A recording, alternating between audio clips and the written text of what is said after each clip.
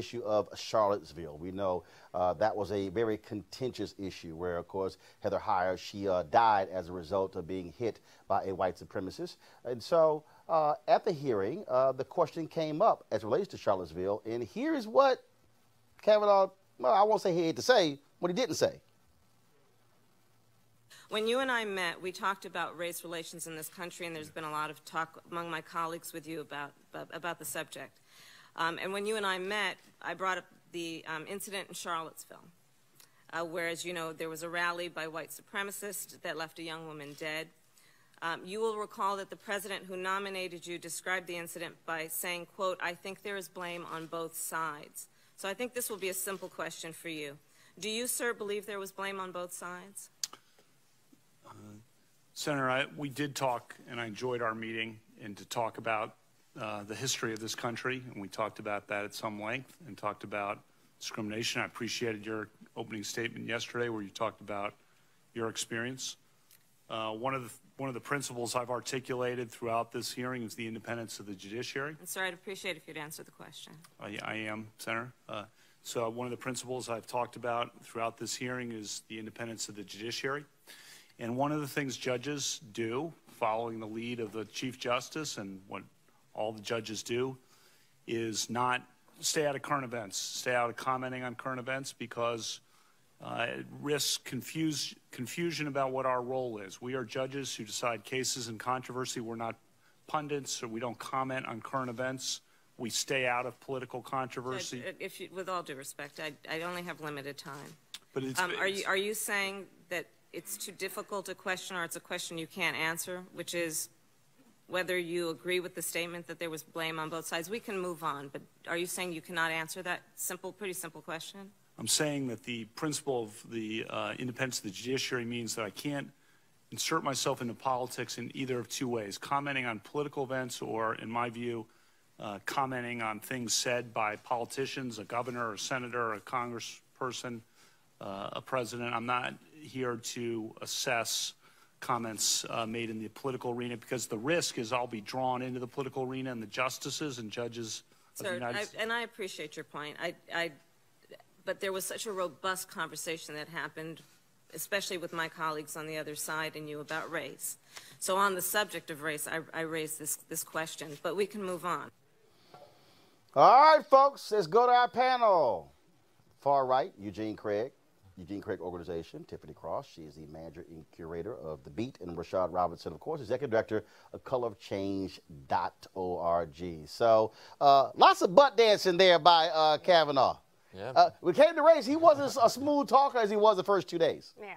And I think that was a really easy answer he could have given. I mean, that wasn't a political answer. A simple answer is, no, I do not support Nazis as a member of the judiciary. Very simple. It's not hard. Exactly. And this is somebody who can remember where he put a semicolon and not a period. He can remember from 20 years ago briefings that he weighed in on or wrote. And I find it pretty hypocritical that he conveniently manages to forget anytime there's some sort of discomfort in a senator's question. And I applaud Kamala Harris. I mean, this is why it's so important to have her and Cory Booker, new members of the judiciary, for raising these relevant issues, because they weren't there before. And them coupled with Mazie Hirono of Hawaii, they're the only people of color on the left who are pressing these issues. So kudos to them. Yeah, I mean, I agree. I also think that it's not convenient. Because his memory is so great, we have to assume that he actually knows that he has a history that could be drawn up at some point. Records and papers during the Bush years that can be pulled up when needed. A whole set of things throughout his time that will contradict him actually saying that taking firm stances around race, because that's going to be able to be impeached. And now with papers being put out because of the stances that Cory Booker and others are taking now on the committee, I think his stance of not answering these questions is quite strategic. Yeah, I think it's a lot to unpack here. Now, if we jump back to Cory Booker earlier, I think Cory took the stance that he took because Grassley opened up this hearing by breaking Senate rules, by breaking committee rules. The motion to go into executive session is a privileged motion, should have been voted on right then and there. Motion to adjourn, anybody's familiar with Robert Rules of Order, is a privileged motion that should have been voted on right then and there. So the second when Cory said, listen, bring it, you know, He knows that, well, first, their votes aren't there to remove from the Senate. Secondly, you know, that they would not take the action. But when it comes to Kavanaugh's actual nomination, it's pretty hard for him to take a stance on race when, you know, the person that made the appointment is, you know, 45.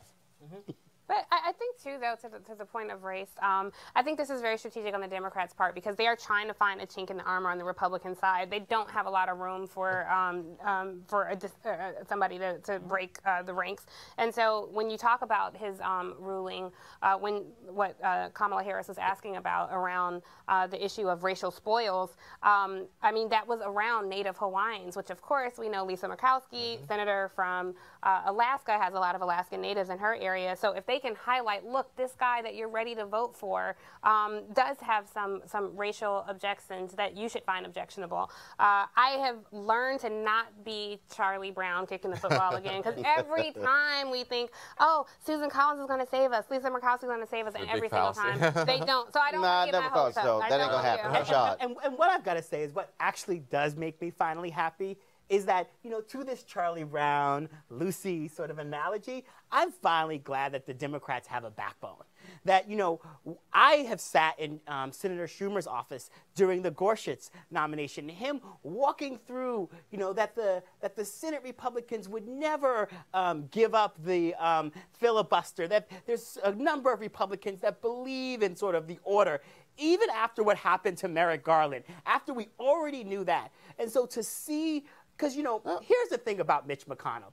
I don't agree with a thing that he does. He is on the other side. But what I will say is that I would rather have someone like Mitch McConnell on our side that was willing to actually understand the game that's being played. Game is to win. And understand who they are fighting for. And at Cory Booker, whether he's running for president or he wants to be majority leader, actually made a real statement and a real case. Game is to win, and again, black people, y'all can still be mad at me all y'all want to, but I'm sorry. President Obama was not playing a game to win when he nominated Merrick Garland.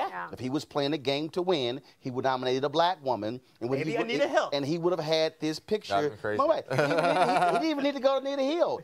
God gave him this manna from heaven, this gift to have the sister-in-law of House Speaker Paul Ryan, a judge who he had previously nominated to the federal bench.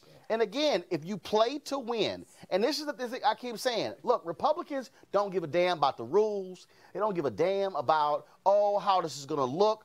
All they care about is packing the federal judiciary with right-wing judges. They do not care. They have passed a number of folks. They have passed more district court judges in the last 18 months than what Obama did in 4 years. They don't care.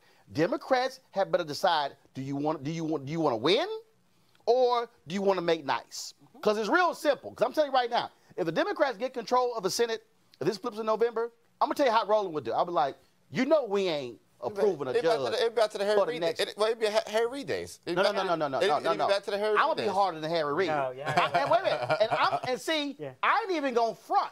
I'm going to say, look at here. This is why we ain't improving any judges. Because you pull that BS with Obama, and I ain't passing nobody. And when they out there yelling, I'm like, I don't care if y'all. I would literally say, not a single judge will get a hearing for the next 2 years. And what y'all gonna say? And for Democrats and for folks on the left, what's happening in these primaries around the country, where folks on the left, where a younger crop, a crop of more young people, of women, are taking power, this is a real sign for the future, because those are the folks that will hold the line. Those are the folks for the future. Unfortunately, we have too many people inside of the Senate that are invested in the old rules because they have nothing to lose. I'm all about winning.